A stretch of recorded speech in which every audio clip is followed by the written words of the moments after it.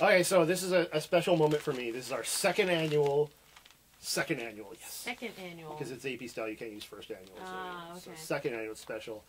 Year-end review. I had these hats for us to wear, but it didn't work. We looked ridiculous, yeah, and we decided to save the viewers from that. Rainbow cone heads or something. So let's get right into it. Our favorite movies of 2008. So Stephanie, I'll let you start with number 5. My number 5 movie is maybe a bit of a curveball for you. I have not seen this, so is Appaloosa. Ooh. The fantastically made Western, directed and starring Ed Harris and Viggo Mortensen. They play a pair of gunfighters who roll into this town to bring justice into the town. It's really great. You know, the Western is such a dying genre it's nice when a great one comes out. It's my mom's favorite genre, so I've seen every Western ever made, and this one, it was spectacular. They were both great. Renee Zellweger plays the woman, and it's just beautiful, beautiful scenery. And so it is the surprise contender. Well, we actually had last year we had 310 Yuma on our list, so 2 years in a row. That's pretty good. So my number 5 is Tropic Thunder. Love Tropic Thunder. I didn't think it was the funniest movie of the year. Really? But I thought it was a great movie. Like, Robert Downey Jr. did a great job in the movie. Really? He'll be nominated for an Oscar. Tom Cruise was surprising in it. Matthew McConaughey was surprising in it. There's just a lot of really good performances in that movie. Just a funny movie. Yeah. It wasn't the funniest movie. I still believe Step Brothers is the funniest movie of the year. But this overall was a better movie, and that's why it belongs on the list. All right. My number 4, Zack and Miri Make a Porno. Wow! Shocking. Wow. You know, I love Kevin Smith. I think he's just great. He's a genius. This movie, I never stopped laughing. The whole thing was funny. You know, a lot of people were talking about the controversial subject matter of it, but at its heart, it's a really sweet romantic comedy with Seth Rogen and Elizabeth Banks playing best friends who get in a little financial trouble and decide to make a porno. And it has all the usual Kevin Smith cast of characters in it, and there's just some really obscenely funny jokes, a great cameo by Justin Long and Brandon Routh. It is just... I personally think it's in a close contention with Tropic Thunder as the best comedy of the year, and so that's why I put it at number 5. I would agree. As soon as I left, I thought it was a great love story.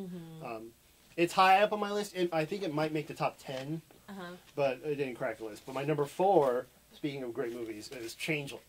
Oh, yeah. The Clint Eastwood, Angelina Jolie movie. Kind of a downer a little bit. I didn't know much about it.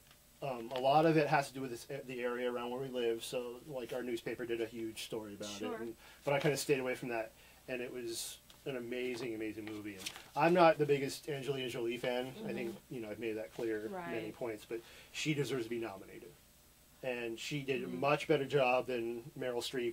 So if anyone could beat Meryl Streep, it's Angelina Jolie, I think.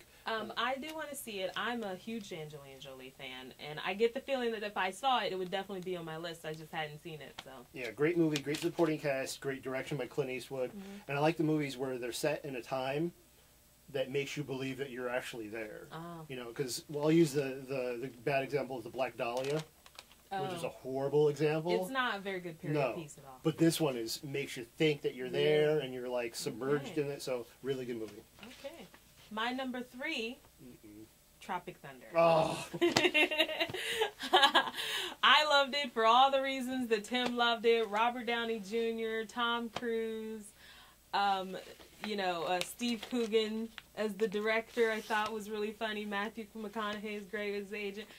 Ben Stiller. It just is really hilarious. And if you've ever seen one of these big overblown action war movies, like, you could just see all the stuff that happens behind the scenes, and it's just brilliantly done. I thoroughly agree. So my number 3 is Iron Man. Oh, okay. Loved Iron Man. Robert Downey Jr. again. He just got us this year. Jon Favreau directing. I didn't think he could do a good job. in a high action kind of movie. Sure. Tremendous job. Gwyneth Paltrow was good. Terrence Howard, sorry. The special effects were good. The story was great. The ending was great. The way it ended, like the second it ended, you're like, "Oh, it's great!" Yes, right. And then the scene after the credits, little surprise, yeah. And then even him showing up in the Incredible Hulk movie was I'll put that in there too. Yeah. But I thoroughly enjoyed that movie. Well, I'll tell you, my number 2, the margin between 1 and 2 just really couldn't be closer. It's like that Michael Phelps 1/1000th or 100th of a second or whatever it is. That's how close it is between 1 and 2. But number 2 is Iron Man. For all the reasons you just said, it really was Robert Downey Jr.'s year, and just like, and then seeing what we're seeing of Sherlock Holmes coming up just lets you see he's continuing the streak, and Iron Man is pretty much the recipe for the perfect superhero action movie. Yeah. And it's just a great movie, and I thoroughly agree. it's my number 2. Well, my number 2 might be shocking, but you know how much I love it. Yeah. Guess what it is? Role models. No, In Bruges. Oh, of course. I love me some In Bruges. In Bruges, yes. Yes. When I first saw the trailer with the karate chopping the midget, I was like, I gotta see this movie. And it wasn't playing anywhere, so I'm like, and then it played right down the street. So I'm like, it's a sign. So went and saw it. I laughed so hard.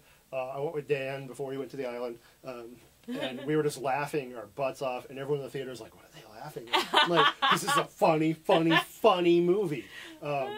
Lots of action, lots of cussing. If you don't like cussing, don't see this movie. Yeah, that's for sure. I think I read there's like one F word every 1.18 If you minutes. have sensitive ears, yeah. Yeah. Lots of action, lots of blood, lots of, loved it. So she just told me it's on Cinemax right now, so watch it. It's a great movie. I would have put Colin Farrell as my person who deserves an award who won't get one, but he was nominated for a Golden Globe, so that made me even happier. So I hope he wins. I think it was a career-making performance for him. I wasn't a fan of In Bruges at first, but after I watched it a couple more times, I really agree with you. It's really funny. I love it. It was, I think it was right there. It was maybe at number 6 or 7 on my list, so it almost cracked the top 5. But, I can see why you would put it on there. So I guess it's time for number 1. And is it obvious? I don't think number 1 is going to be a shock to anybody. I'm sure we have the same number 1. Number 1 is The Dark Knight for me. What can we say? Yeah. It's the best movie of the year. Action, acting, surprises. Just everything about it. It's as perfect as a movie can be. It's just...